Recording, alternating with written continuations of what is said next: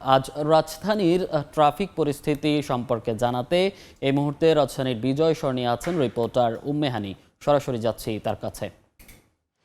আজ সরকারি ছুটির দিন এবং সে কারণে আজ সকাল থেকে কিন্তু রাস্তাঘাটে গাড়ির চাপ কিছুটা কম। আমি এখন দাঁড়িয়ে আছি বিজয় সরণিতে এবং এখানে কিন্তু ভোর থেকে এখন পর্যন্ত গাড়ির চাপ অনেকটাই কিন্তু কম দেখতে পাচ্ছি।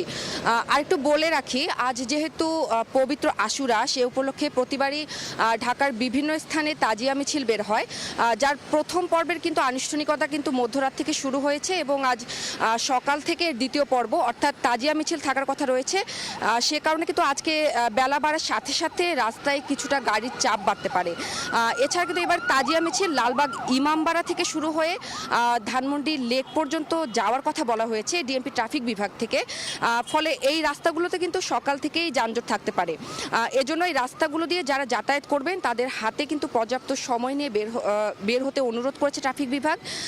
এছাড়াও কিন্তু লালবাগ, মোহাম্মদপুর, এছাড়া মিরপুর সহ আরও বেশ কিছু স্থানে কিন্তু তাজিয়া মিছিল বের হওয়ার কথা রয়েছে। সেক্ষেত্রে এই রাস্তাগুলো দিয়েও কিন্তু যারা যাতায়াত করবেন তাদের হাতে সময় নিয়ে বের হওয়ার কথা বলা হয়েছে।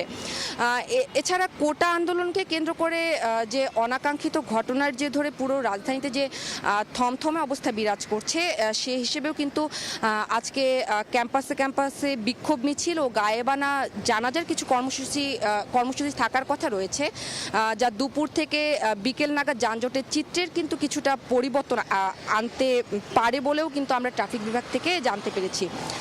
তারা কিন্তু অনুরোধ করেছেন যে হাতে পর্যাপ্ত সময় নিয়ে বের হওয়ার, যেহেতু কোটা আন্দোলনের মূল পয়েন্ট থাকে শাহবাগ, সেহেতু কিন্তু যেহেতু সেটি একটি রাজধানী গুরুত্বপূর্ণ পয়েন্ট, সেহেতু এমন পরিস্থিতিতে কিন্তু বিকেল নাগাদ যানজটের চিত্র কিছুটা পরিবর্তন হতে পারে।